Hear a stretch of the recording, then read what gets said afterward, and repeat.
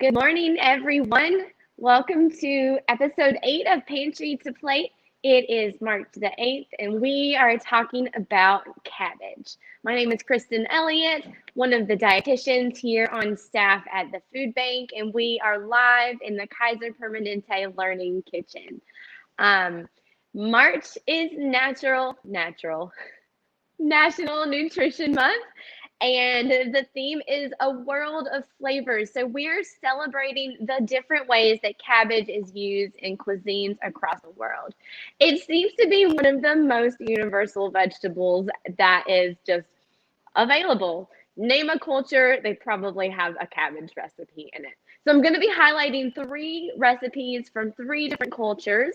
And I'm really excited to share these recipes with you. And the reason why I chose cabbage is because March is also Irish American Heritage Month, and cabbage is one of the most common vegetables to come through the warehouse here at the food bank. So it felt very right to incorporate this very widely used vegetable into the theme of a world of flavors. So let's get started. I've already gotten my recipe started over here. As you can see in this pot, this is going to be our Ukrainian style cabbage roll skillet recipe. So traditionally, a cabbage roll recipe from the Ukraine is going to take lots of steps where you have to steam or boil your cabbage to get the individual leaves to separate. And then you're going to make a filling of raw ground meat with carrots and some tomato sauce and rice. So what we're doing is our recipe is deconstructed. So instead of having to take a bunch of steps to make this delicious meal on a really busy weeknight, you can throw it all in a pan and cook it together. So that's what we have done here. So in this pot, I have my carrots and onions and ground turkey. I'm using ground turkey today. And I just have been cooking that all together. I also have half of 1 container of chopped mushrooms. So that's all been mixed in together. You can't see the mushrooms, and they're going to add a really great flavor to the meatiness of this dish without using a ton of meat. So all of this is all cooked together. You can season this with any type of seasonings that you like. And the next step I'm going to do is I'm going to go ahead and add the cabbage. So I'm using about half of a head of cabbage. It's a little bit less because my recipe is just a little smaller for the demo today. But all I did was shred it up really nice and thin. And that is going to be how we use it today. You also have the option to cut it into squares if you like a more chunky cabbage texture. I like it to be a little less chunky. So what I'm going to do is I'm going to go ahead and add my cabbage. And then I'm going to add some mushroom marinara. So you have options here with the tomato sauce that you decide to use. So maybe you don't have a mushroom marinara available to you. What you can use is a regular can of tomato sauce or crushed tomatoes. And you can add the mushrooms. So I did double time here with the mushrooms. I decided to add fresh mushrooms and also use the mushroom marinara. If you don't have either of those, leave them out. It is totally fine. So here is my mix without the sauce. I'm going to see if I need to use this full amount just based on my smaller recipe. Let's see. Yeah, I think I probably will. Okay. So the full recipe is going to call for 2 cups of the mushroom marinara or tomato sauce, plain, or whatever you have. There we go. Okay, I'm going to use all this. There we go. And so what I'm going to do is I'm just going to let this simmer a little bit, and I'm going to let the cabbage get soft. So this step you can cook it to your preference and texture. So if you want a little bit of crunch with your cabbage, don't cook it for the full 15 minutes. So I'm going to say to let this cook to your preference. So literally all I'm going to do is add a little bit of garlic powder. I'm not measuring this. Measure with your heart. I like to say measure everything with your heart except salt. You might want to just, if you're paying attention to salt for blood pressure reasons, you want to measure that for sure. And I'm using the garlic and herb Mrs. Dash just for some extra flavor. All right, I'm gonna give it a stir, and then I'm gonna just let it cook down a little bit. You see how this is pretty thick? You might want to add some water to your pot to give it some room to steam and simmer. But otherwise, the liquid will cook out of it. Okay, lid on the pot. First recipe is underway. I'm going to check it in just a minute. And so what I'm going to do is switch my pots and start talking about our second cabbage recipe.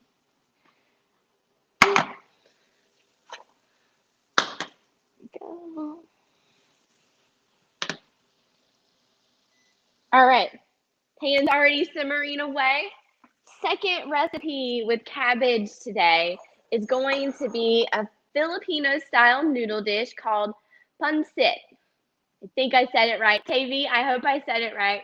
My most recent intern's name is Tavy, and her parents are Filipino and Cambodian, and she shared a recipe for her mom's Pancit recipe. So the way that this dish is made is you choose the style of noodle that you would like to use. So there is the bihon style, which is really thin rice noodles, like vermicelli style that cooks super fast.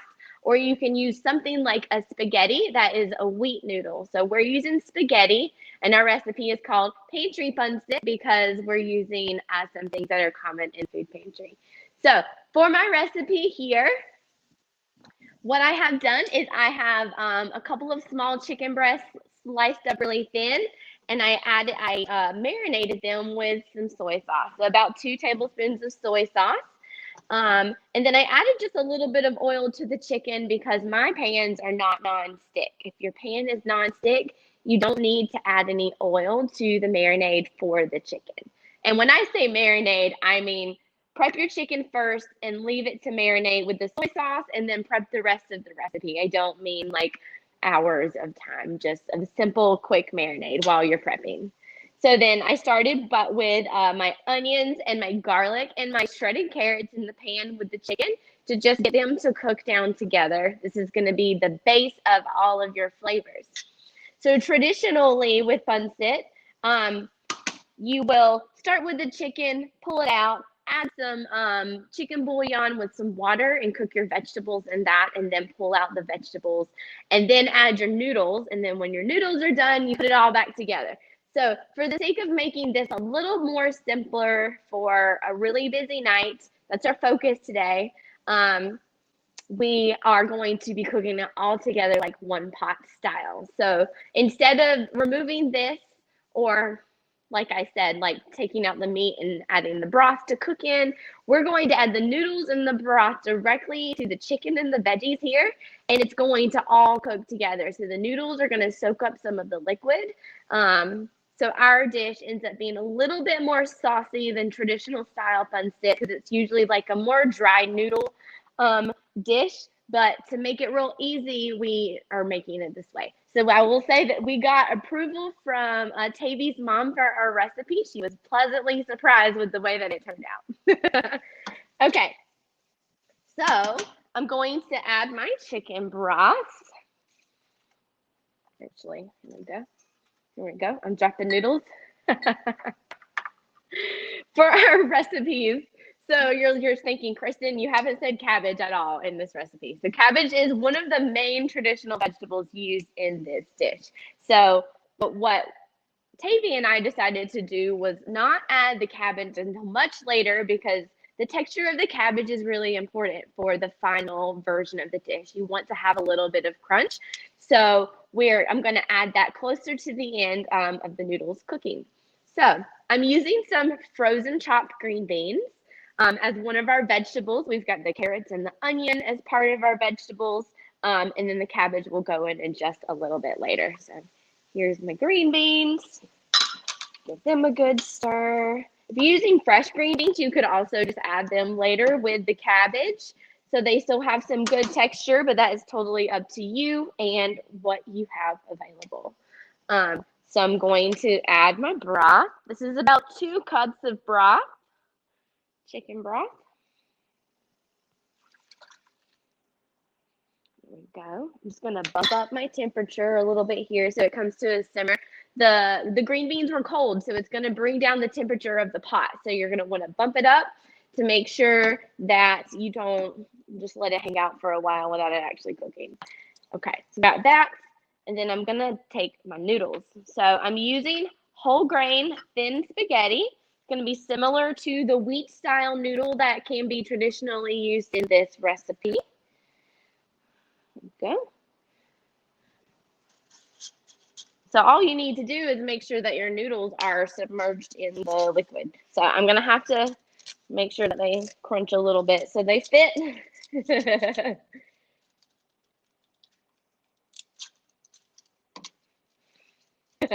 This didn't happen before. Of course, it's going to happen when I'm live.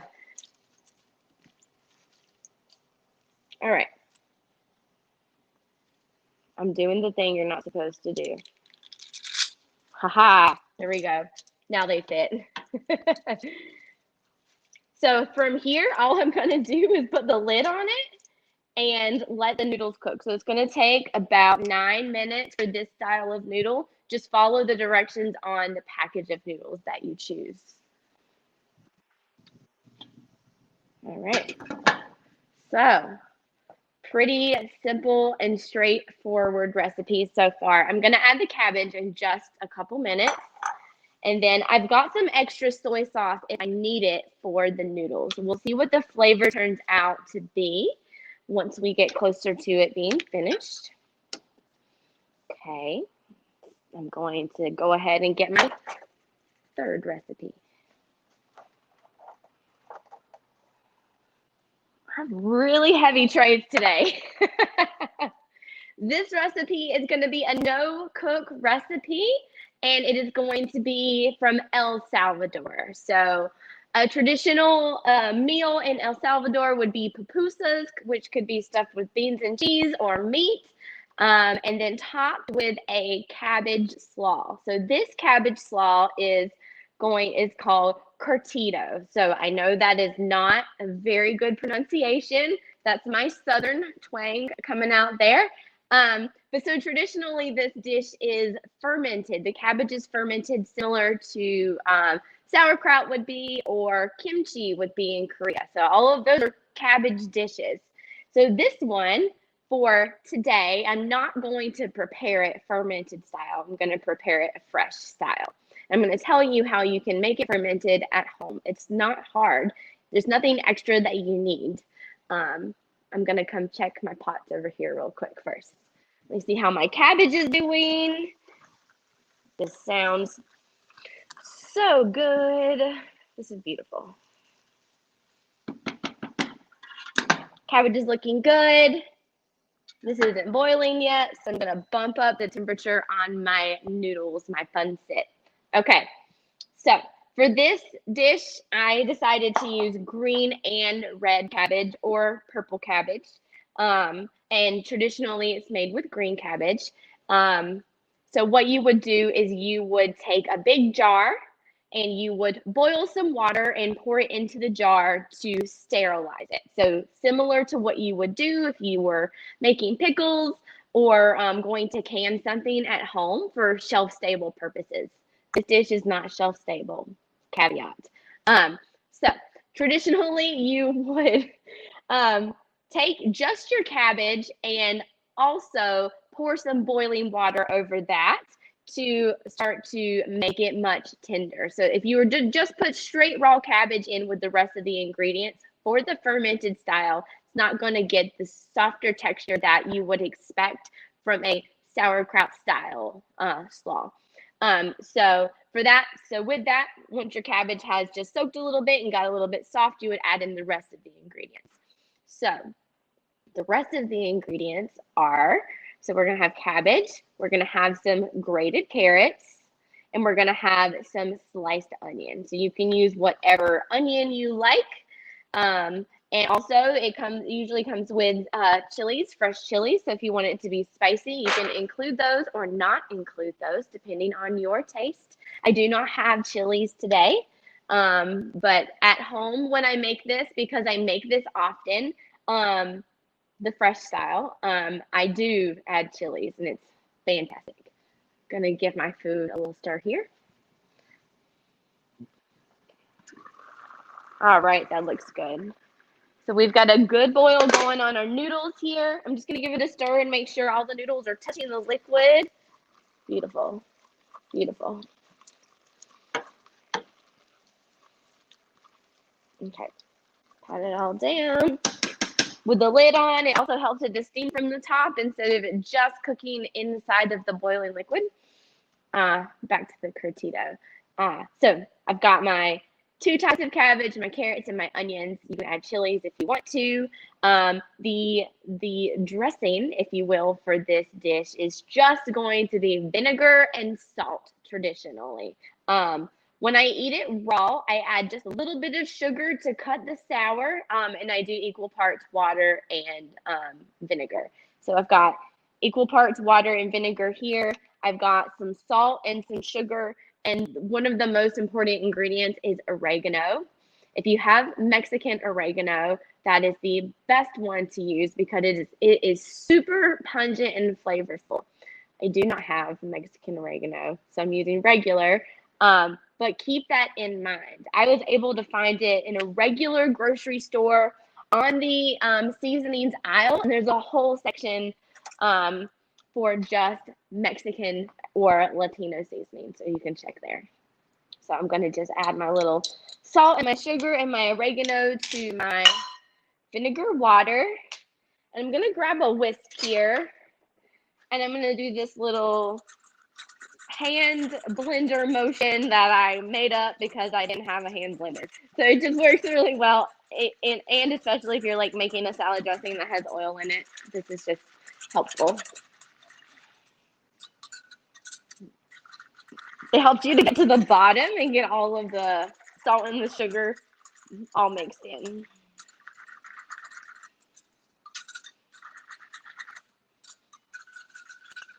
All right. Pour this over here. Of course, all of the oregano wants to stick. So when you make this, put the oregano on the salad and then add the dressing. And then you're just going to mix it up. It is that simple.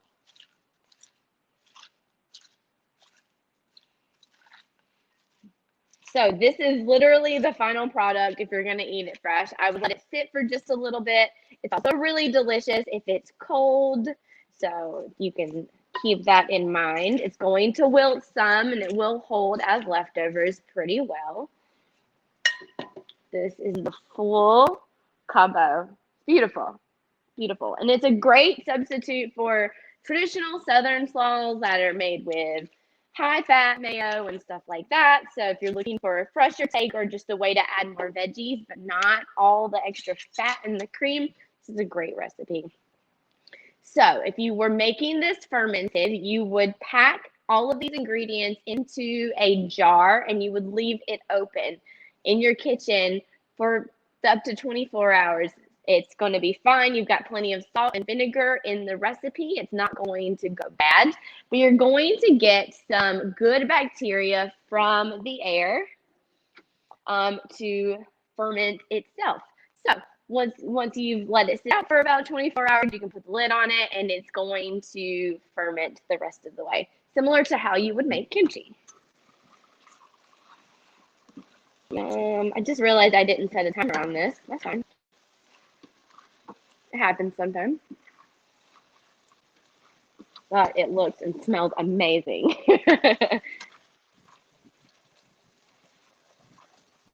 Okay, what I'm gonna do right now is take this lid off of the noodles so my liquid will sort of evaporate some. So if you want your noodles to be saucy, it's not traditional for this dish, but you can leave the lid on the whole time to cook the noodles for them to be sauced and have a little bit of sauce left over. They do soak up some of the liquid. But I want it to be a little bit more dry, like traditional style. So I'm just gonna let it simmer off here. I'm gonna turn it down just a little bit. And I'm going to check on my cabbage roll skillet. Let me see if I can shift my little camera here to see this pot. There we go. All stations are going here. There we go. So this is the cabbage roll skillet. It looks great.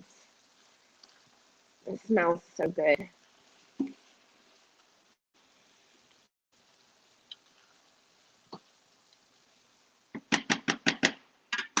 Okay.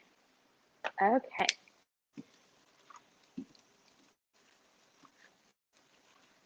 We've got Viviana in the chat box over here. Have we had any good questions pop up or comments? No questions yet, but everybody says they're so delicious. Grace Margaret can't wait to try it. And Althea says that cabbage is amazing. Cabbage is amazing. Althea and I had a good conversation yesterday about how many different ways this dish can be prepared in Eastern Europe. So Ukraine and Russia and Belarus, they all have similar cultures and backgrounds, and they make the dish just a little bit differently depending where you are. Some use mix this like tart berry into the meat and rice mixture, and it adds this like tart tanginess to the dish. I found one recipe that said you could use cranberries in place of the tart berry. It started with a B, and like barberry is coming to my mind, but that might not be the correct one. Althea, please correct me in the chat box. So that is one way you can prepare this. I know that Althea likes to use tomato sauce and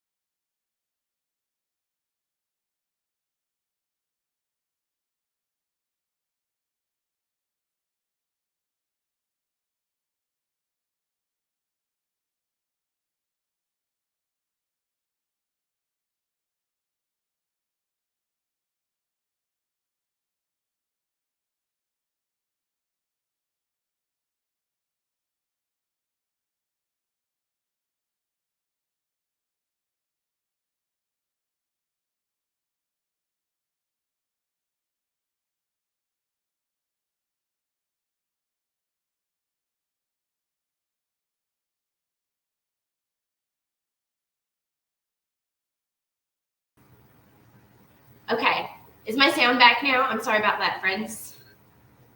The actual computer is muted in the corner. Good catch. Is that? Yeah, just, yeah. And then all the way up. Yeah. Okay, do we have sound now? Thank you so much for that catch. Okay, awesome. So substituting rice for the noodles, yes. It will be more like a fried rice dish. So I would prepare everything else in the recipe and get the veggies to the tenderness that you want.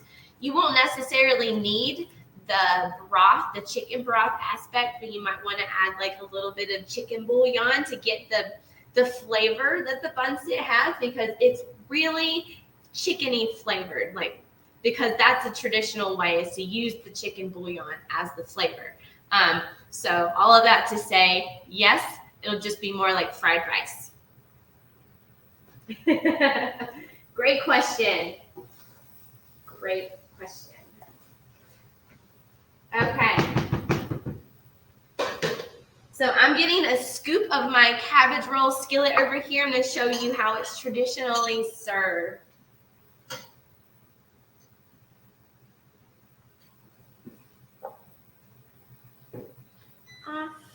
So we've got our, it's very tomatoey and meaty and mushroomy with the carrots blend into in the color of the sauce. And then traditionally you would serve this with a dollop of sour cream on top.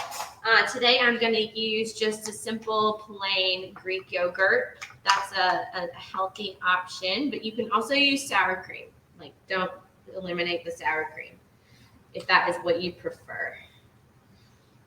So there is our skillet cabbage roll in the Ukrainian style.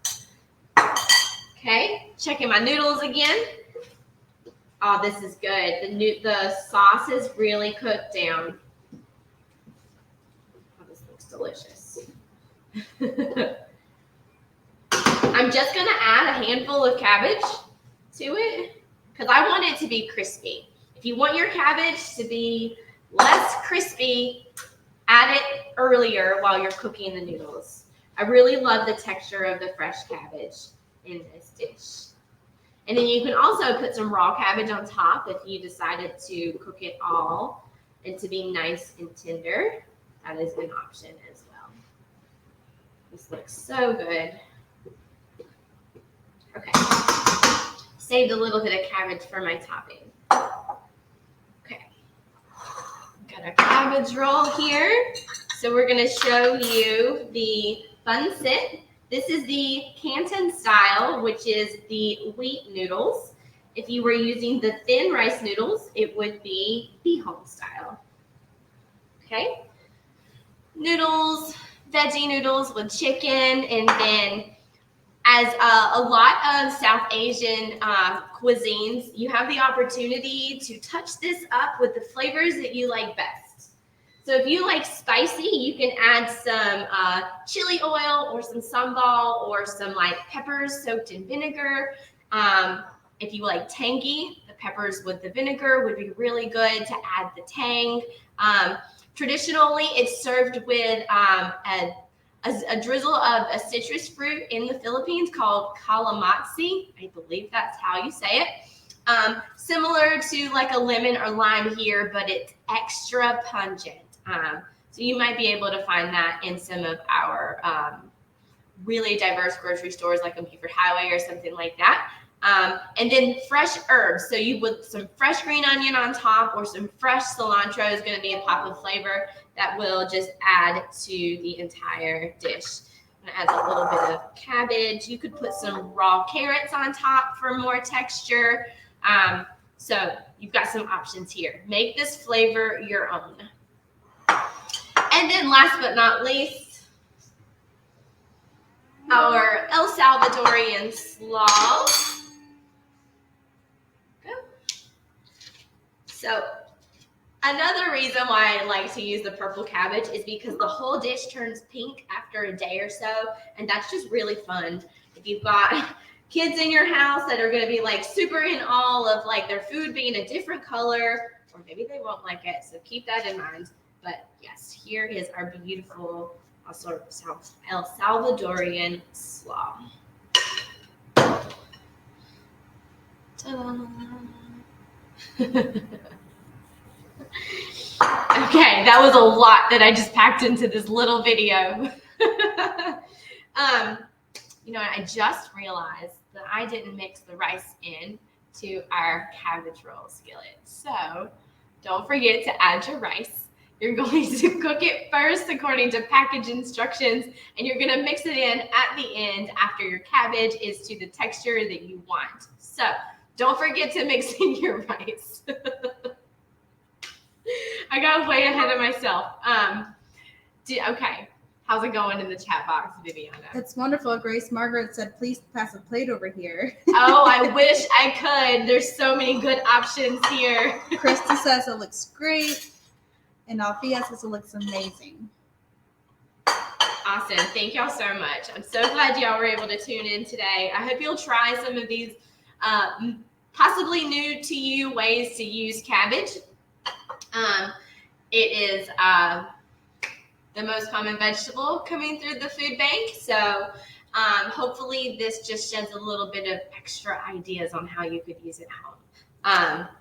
I want to end on the fact that as it's National Nutrition Month, we're talking about a world of flavors. And I want to just say that your cultural foods and my cultural foods can fit into balanced meals. It doesn't have to be steamed broccoli and chicken breast. You can make your cultural foods fit. So don't be afraid to make it fit. Awesome. Thank you for coming today. I hope you will join us for our next episode on March 22nd. We're going to have a special guest, and we're going to be talking about making a salad in a jar. So you're going to do a little bit of meal prep to help keep you on your salad game throughout the week. So hope you can join us. Thanks again, and we'll see you soon.